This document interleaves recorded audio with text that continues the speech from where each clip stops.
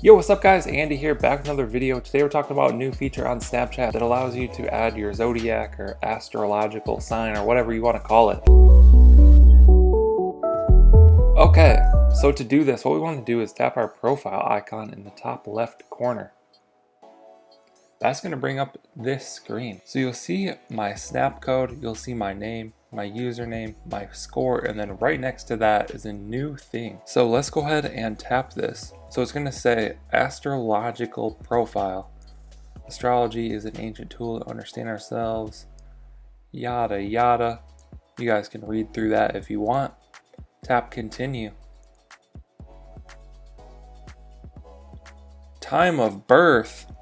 Okay, I'm not gonna add this to my profile because I don't think anyone needs to know like where or what time I was born or anything like that. But it's there if you guys want to add that.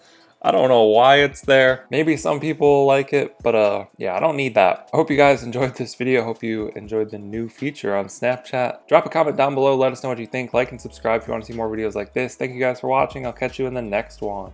Okay. Don't blame your problems on the